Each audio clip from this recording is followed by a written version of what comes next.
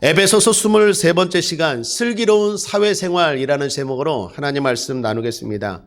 사람은 혼자서 살 수 없습니다. 서로 관계를 맺으며 삽니다. 그래서 사람에게는 관계가 무엇보다 중요합니다. 행복과 불행을 좌우하는 가장 큰 힘이 관계입니다. 사람입니다. 그래서 지혜책 성경 잠언은 17장 1절에서 이렇게 권면하죠. 마른 떡 한 조각만 있고도 화목하는 것이 육선이 집에 가득하고 다투는 것보다 나으니라. 아무리 부족해도 관계가 좋으면 행복하니 관계를 선택하라라는 거 아닙니까? 육선이 가득한 부자일지라도 맨날 싸우고 다투고 갈라지면 그건 오히려 낫지 못하다라는 거죠. 관계가 물질보다 중요함을 성경은 가르칩니다. 이는 성도도 마찬가지입니다. 성도에게 관계가 중요합니다. 무엇보다 하나님과의 관계가 중요합니다. 여러분, 믿음이 뭡니까? 죄로 인하여 깨진 하나님과의 관계를 회복하는 것, 그게 믿음 아니겠습니까? 예수 그리스도를 믿음으로 말미암아 하나님과의 깨어진 관계가 회복되는 것, 그게 신앙생활이고 믿음 생활 아니겠습니까? 그런데 성경은 그 회복의 관계가 사람과의 관계로도 이어져야 한다, 확장되어야 한다라는 걸 가르쳐주고 있는 거예요. 쉽게 말하면 내가 예수만 잘 믿는 것이 아니라 예수를 잘 믿는 사람은 반드시 부모도 공경해요. 예수를 잘 믿는 사람은 분명히 자녀도 잘 양육해요.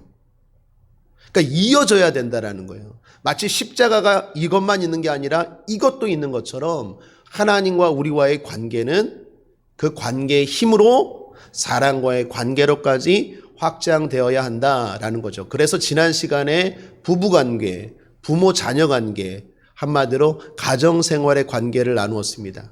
그리고 오늘은 사회생활의 관계에 대해서 가르쳐주고 있습니다. 결론부터 말하면 그런 우리의 관계 속에서 사람만 보지 말라고 권면합니다. 그 속에 주님을 생각하고 주님을 바라보라고 말하죠. 5절 하반절에 보면 그리스도께 하듯 하여, 7절에도 보면 주께 하듯 하고. 무슨 말입니까? 사람만 바라보지 말고 주님을 생각하고 주님을 바라보고 행동하라라는 것입니다. 또한 관계를 영적인 측면에서도 바라보라라고 말합니다. 마귀가 우리의 관계를 깨뜨려요. 관계가 중요한 걸 알기 때문에, 관계가 우리의 행복을 좌우한다는 게 알기 때문에 어떻게 해요? 마귀는 우리의 관계를 깨려고 날마다 노력해요. 그래서 부부관계, 그래서 부모-자녀 관계, 그래서 성도와의 관계, 목사님과의 관계, 세상 속에서 직장 동료의 관계, 상사와 부하의 관계들을 깨려고 역사한다는 거예요. 그러므로 우리의 관계 속에서 우리끼리의 사람만 볼 게 아니라 그 속에 역사하는 마귀의 괴계를 알아야 한다는 거예요. 그러므로 12절 말씀 함께 읽겠습니다. 6장 12절 시작. 우리의 씨름은 혈과 육에 대한 것이 아니요 정사와 권세와 이 어둠의 세상 주관자들과 하늘에 있는 악의 영들에게 대함이라. 우리의 씨름, 우리의 싸움은 남편만이 아니에요. 아내만이 아니에요. 자녀만이 아니에요. 부모님만이 아니에요. 성도만이 아니에요. 목사님만이 아니에요. 그 사이에 마귀가 역사한다니까요. 마귀가 시험 들게 하고 섭섭하게 하고 상처받게 하고 갈라지게 하기 때문에 어떻게 해요? 우리의 씨름은 사람과의 싸움이 아니라 마귀와 싸워야 된다는 거예요. 그럴 때 우리의 관계가 행복하고 그 관계가 건강할 때 우리는 진정으로 천국의 삶을 누리며 하나님 앞에 영광 돌릴 수 있는 줄 믿습니다. 자, 그렇다면 오늘 슬기로운 사회생활을 하기 위해서 어떻게 해야 하는지 성경의 가르침을 보겠습니다. 우리가 세상에서 사회생활을 하다 보면 위아래의 관계에 놓일 때가 있죠. 상사일 때가 있고 부하일 때가 있습니다. 사장일 때가 있고 직원일 때가 있습니다. 대장일 때가 있고 쫄병일 때가 있죠. 본문은 먼저 아랫사람에게 권면합니다. 뭐라고 말합니까? 윗사람에게, 상전에게 순종하라라고 말합니다. 순종하되 두려움과 떨림의 마음으로 하라고 말합니다. 또한 성실한 마음으로 하고 눈가림만 하여 섬기지 말라고 말합니다. 무슨 말입니까? 결국 사람이 보는 데서만 열심히 하는 척 하지 말고 순종하되 주님께 하듯 하라라고 말합니다. 왜 그렇게 해야 합니까? 8절입니다. 함께 읽겠습니다. 시작. 이는 각 사람이 무슨 선을 행하든지 종이나 자유하는 자나 주에게 그대로 받을 줄을 알미니라. 따라하겠습니다. 주에게 그대로 받을 줄을 알미니라. 주님이 그대로 갚아주십니다. 그걸 알아야 돼요. 그러니까 상전만 바라보지 말고 주님을 바라보고 주님이 갚아주신다는 걸 생각하고 상전에게 순종하라고 말합니다. 이는 다른 성경 골로새서 3장 22절 24절에서도 말합니다. 종들아 모든 일에 육신의 상전들에게 순종하되 사람을 기쁘게 하는 자와 같이 눈가림만 하지 말고 오직 주를 두려워하여 성실한 마음으로 하라. 무슨 일을 하든지 마음을 다하여 주께 하듯 하고 사람에게 하듯 하지 말라. 이는 유업의 상을 주께 받을 줄 알미니 너희는 주 그리스도를 섬기느니라. 그렇습니다. 우리는 아랫사람의 자리에 있을 때 윗사람에게 순종해야 합니다. 왜 그렇습니까? 그럴 때 주님이 갚아주십니다. 또한 그렇게 할 때 그 윗사람이 변화됩니다. 이런 경우에 대표적인 사례가 성경의 다니엘과 세 친구가 아닌가 생각합니다. 다니엘과 세 친구 사드락과 메삭과 아벳느고라는 친구들이 바벨론이라는 이방 나라로 끌려갔죠. 그곳에서 그들은 어떻게 살았습니까? 성실하게 살았습니다. 최선을 다하여 윗사람인 바벨론 왕 느부갓네살에게 순종했죠. 느부갓네살 왕은 우상을 섬기는 왕이었습니다. 그럼에도 불구하고 순종했습니다. 신앙에 어긋나는 일만 시키지 않는 이상 최선을 다해서 주님을 섬기듯 섬겼습니다. 그래서 어떻게 되었습니까? 왕이 인정하는 자리까지 올라갔죠. 뿐만 아니라 거기에서도 하나님의 영광을 드러냈습니다. 바벨론의 왕 느부갓네살 왕이 하나님을 인정하는 그러한 변화를 이끌어내었다라는 것입니다. 사랑하는 여러분, 오늘날 이 시대가 바벨론과 같은 시대가 아닙니까? 이런 세상에서 우리가 보여야 할 모습이 어떤 것일까요? 윗사람에게 순종하는 것입니다. 최선을 다하여 섬기는 것입니다. 물론 말씀에 어긋나는 일, 신앙에 잘못되지 않는 한에서는 최선을 다하듯 죽게 하듯 순종하는 것입니다. 그럴 때 하나님이 갚아주시고 뿐만 아니라 그 상전도 변화될 줄 믿습니다. 두 번째, 부리는 자리에 있을 때입니다. 우리가 살다 보면 또한 누군가를 부리고 시키는 상사의 자리, 윗자리에 있을 때도 있지 않습니까? 그때는 어떻게 해야 될까요? 그때도 마찬가지입니다. 내가 아랫사람에게 하는 그대로 주님께 받습니다. 그러므로 아랫사람이라고 함부로 대하지 말아야 됩니다. 성경은 이에 대해서 공갈을 그치라라고 표현합니다. 9절 상반절을 보시면 상전들아 너희도 저희에게 이와 같이 하고 공갈을 그치라. 공갈을 그치라는 말이 무슨 말일까요? 위협하지 말라라는 거예요. 힘으로 아랫사람을 누르고 겁주는 일을 하지 말라라는 뜻입니다. 한마디로 군림하지 말라라는 것입니다. 왜 그렇습니까? 주님께 그대로 받습니다. 내가 아랫사람이라고 함부로 대하고 갑질하면 주님도 나를 그대로 대한다라는 게 성경의 가르침입니다. 그러므로 한 인격으로 존중하고 대해야 한다라는 게 성경의 가르침입니다. 몇 년 전으로 기억합니다. 언론에서 아파트 경비실에 대한 이야기를 보았습니다. 한여름이었습니다. 폭염이 내리쬐는 여름이었습니다. 그런데 그런 여름에 경비실에 에어컨 설치하는 것에 대해서 아파트 주민들이 반대한다는 거예요. 그 반대하는 것을 연판장까지 돌리면서 우리는 아파트 경비실에 에어컨을 놔줄 수 없다. 그러면서 막 주민들이 똘똘 뭉쳐갖고 그걸 반대하더라고요. 제가 그걸 보면서 여러분 이거는 비용의 문제가 아니라 인간을 어떻게 대하느냐의 문제예요.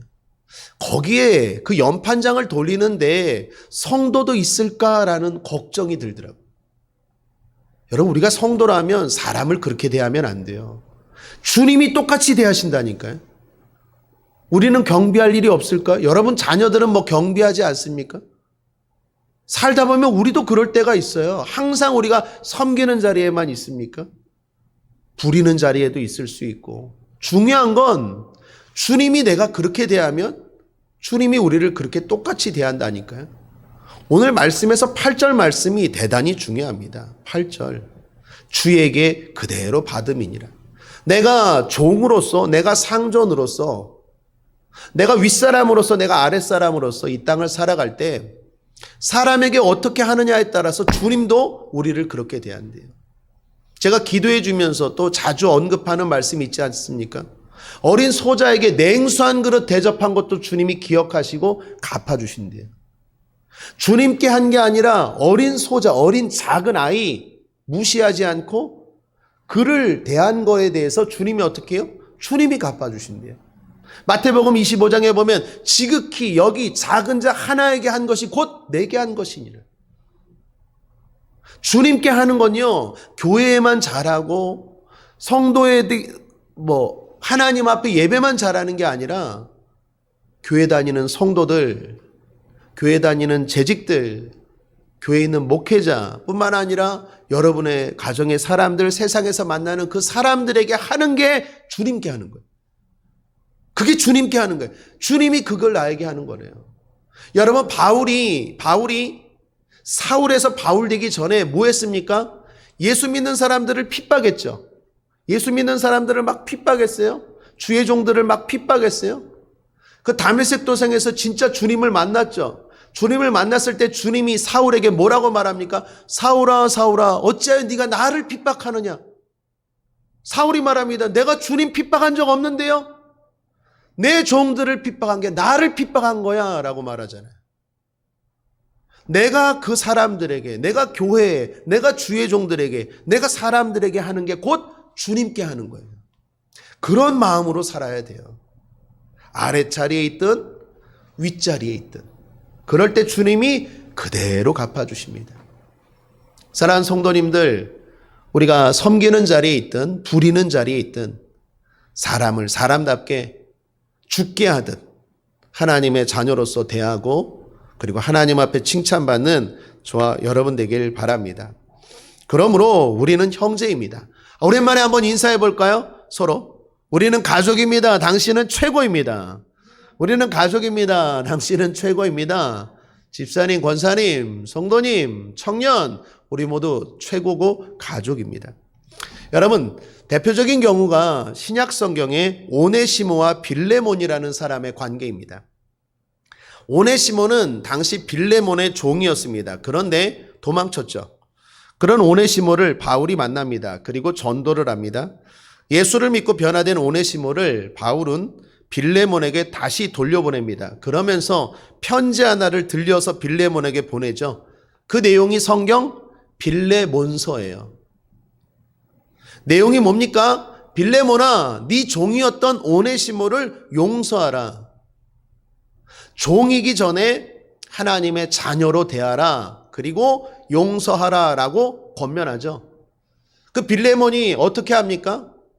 당시 상황으로 보면 대단히 괘씸하고 당시 상황으로 보면 오네시모를 죽여도 할 말이 없어요. 그런데 빌레몬이 그 권면을 받아들이고 오네시모를 용서합니다. 용서하는 걸 떠나서 형제로 대합니다.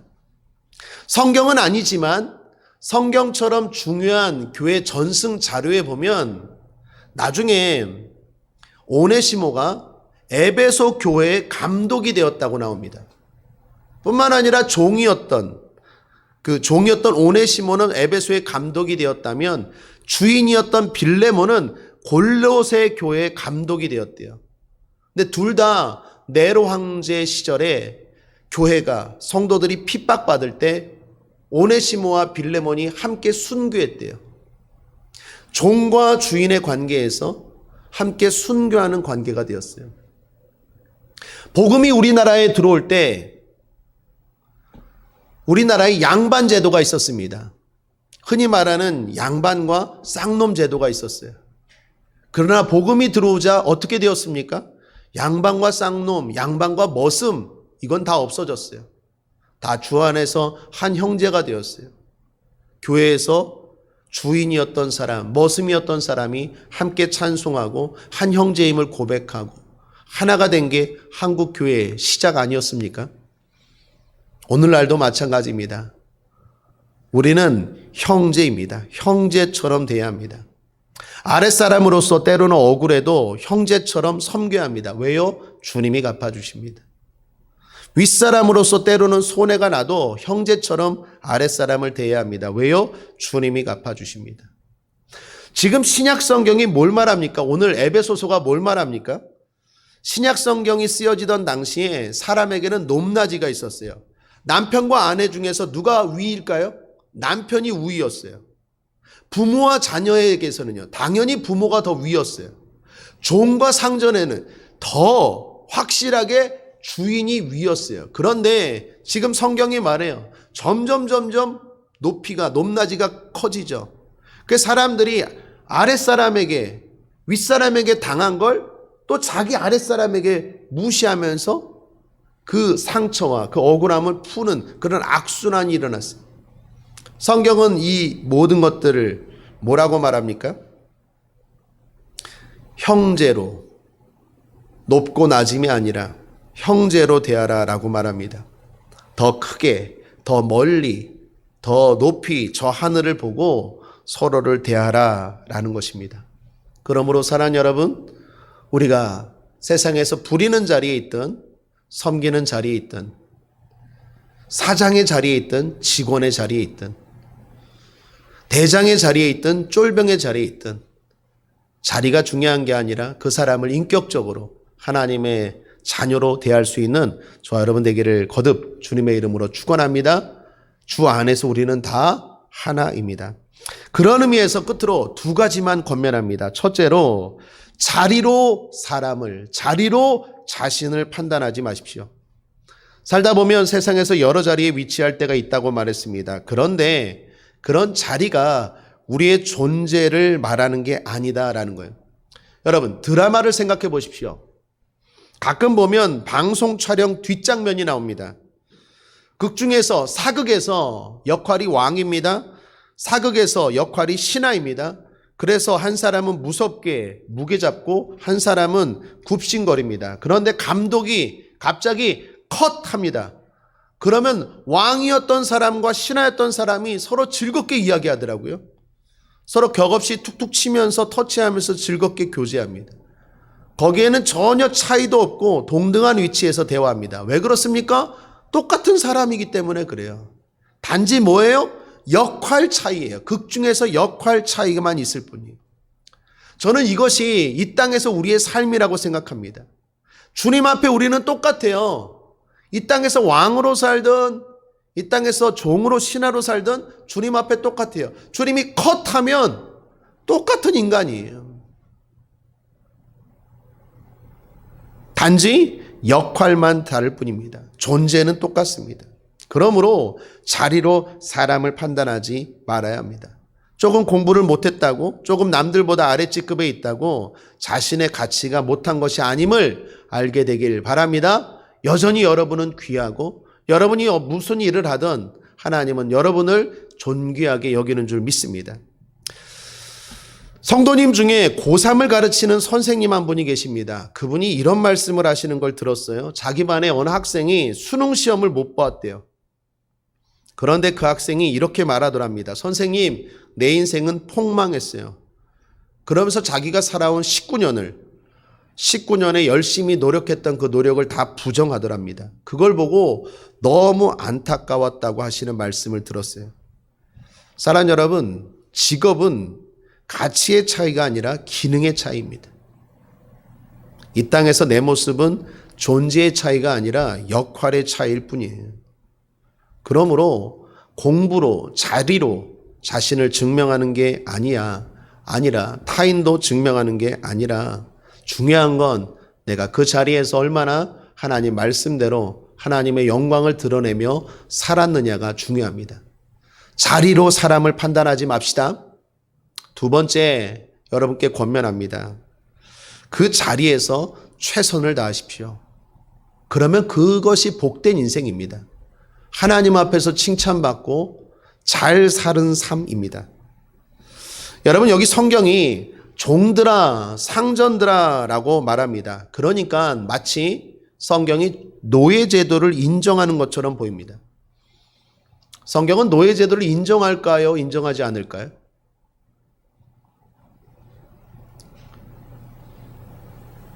그건 침묵하고 있습니다. 오늘 그거에 대해서 말하고 있지 않아요. 왜요? 그것보다 더 중요한 걸 말해요. 물론 하나님은 노예제도를 인정하진 않아요. 그런데 여기서 말해야 되는 건 성경은 노예제도를 인정합니까? 종들아, 상전들아 말하는 거 보니까 성경은 노예제도를 인정하는 거 아닙니까? 라고 말하는데 그거에 대해서는 침묵해요. 왜요? 그건 별로 중요한 게 아니라는 거예요. 더 중요한 게 있다라는 거예요. 내가 종이든 내가 상전이든 중요한 건 그 자리를 바꾸려고 하지 말고 그 자리에서 최선을 다하라는 거예요. 내가 열심히 돈 벌어서 내가 상전이 돼야지. 이게 아니라 그것보다 더 중요한 건, 그것보다 더 힘써야 되는 건 상전이 되는 것보다 그 자리에서 하나님의 영광을 드러내라는 거예요. 그게 성경의 가르침이에요. 성경은 모두 다 열심히 공부해서 1등이 되라, 모두 다 열심히 돼서 대통령이 되라, 모두 다 열심히 공부해서 대장 되고 사장 되라. 그 다 사장이고 다 대통령이면 이 나라가 어떻게 돌아가요? 어떤 사람은 운전도 해야 되고, 어떤 사람은 섬기는 것도 해야 되고, 어떤 사람은 식당도 해야 되고, 어떤 사람은 서빙도 해야 되고, 그래야 이 나라가 돌아가는 거 아니에요? 우리 교회만 봐도 다 목사 되라? 그럼 누가 들어요, 설교를? 다 필요하잖아요. 다 필요하잖아요. 성경은 모두 다 열심히 공부해서 다 1등 되라, 대장 되라라고 말하는 게 아니라 종이면 종이는 자리에서 중요한 건 그 자리에서도 하나님의 영광을 드러내라는 거예요. 그게 복된 삶이고 그게 형통한 삶이라는 거예요. 여러분, 그렇게 산 사람 중에 대표적인 사람이 요셉 아닙니까? 요셉은 애굽의 총리가 됐죠. 애굽의 총리가 되기 전에는 어땠습니까? 종이었어요. 심지어 감옥에 들어간 죄수였어요. 그러면 애굽의 총리였을 때만 하나님이 영광 받으셨습니까? 그렇지 않아요. 요셉은요, 종이었을 때도 뿐만 아니라 죄수일 때도 하나님의 영광을 드러냈어요. 성경이 뭐라고 말합니까? 형통했다고 말해요. 창세기 39장 2절 3절을 보십시오. 함께 읽겠습니다. 시작. 여호와께서 요셉과 함께 하심으로 그가 형통한 자가 되어 그의 주인 애굽 사람의 집에 있으니 그의 주인이 여호와께서 그와 함께 하심을 보며 또 여호와께서 그의 범사에 형통하게 하심을 보았더라. 이때 요셉은요, 보디발의 종이었어요. 종이었는데 뭐라고 말합니까? 성경이 하나님이 함께 하셨대요. 형통했대요.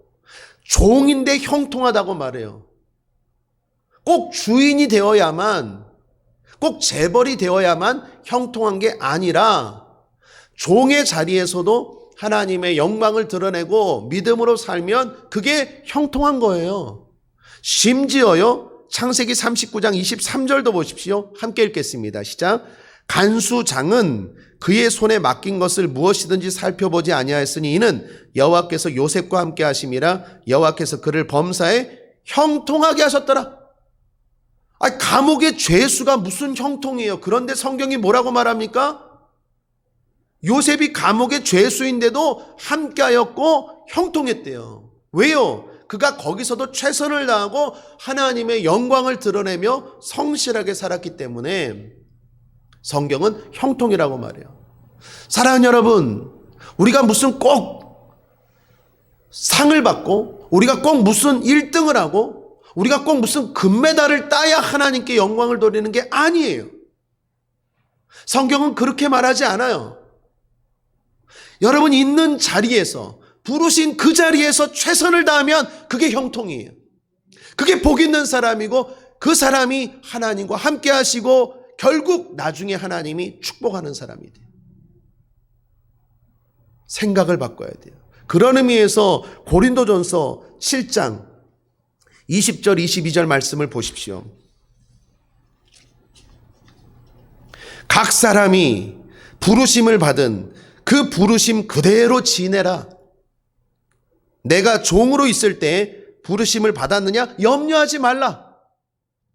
그러나 자유할 수 있거든 차라리 사용하라.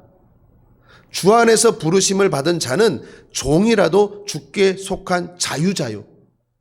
또 이와 같이 자유자로 있을 때에 부르심을 받은 자는 그리스도의 종이니라. 여러분 무슨 말입니까? 우리가 예수를 믿으면 부르심 받은 자는 종으로 있든 자유자로 있든 위에 있든 아래에 있든 하나님 안에서 똑같고 그 자리에서 최선을 다할 때 하나님이 기뻐하시고 축복하신다는 거예요. 부르심의 그 자리에서 최선을 다하라는 거예요. 우리가 살다 보면 섬길 때도 있습니다. 아랫자리에 있을 때도 있어요. 우리가 살다 보면 윗자리에 있을 때도 있죠. 가정에서도 매일 평생 며느리만 합니까? 시간이 지나면 시어머니도 되잖아요. 세상에서 살다 보면 항상 아랫사람만 있습니까? 때로는 나보다 또 아랫사람을 대할 때도 있잖아요. 중요한 건 어떤 자리에 있든 자리가 아니라 그 자리에서 믿음으로 살라라는 거예요. 하나님의 사람들 귀하게 여기고 주님께 대하듯 섬기고 그러면 주님이 갚아주신다는 거예요. 그런 마음으로 오늘도 우리가 이 땅을 살아가야 될 줄 믿습니다. 그런 의미에서 여러분 축복합니다.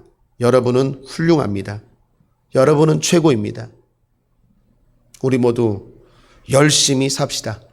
무엇을 위해서? 하나님의 영광을 위해서. 그 삶이 형통한 삶인 줄 믿습니다. 그것이 슬기로운 사회 생활입니다. 말씀을 정리합니다. 자리를 바꾸려고 하지 말고 하나님의 영광을 드러내며 믿음으로 삽시다. 자기 자리에서 최선을 다하여서 믿음으로 살면 하나님이 칭찬하십니다. 기도하겠습니다. 좋으신 하나님 아버지 감사합니다. 우리가 지혜를 가지고 슬기롭게 이 땅을 살아갈 수 있도록 인도하여 주옵소서. 자리로 인해서 사람을 평가하고 자리로 인해서 자기 자신을 비하하고 또는 교만하지 않게 하여 주옵시고 무엇보다 내가 있는 그 자리에서 최선을 다하여 사람을 사랑하고 하나님 말씀을 실천하며 살아가는 형통한 사람 되게 하여 주옵소서. 감사드리며 예수님의 이름으로 축복하고 기도했습니다.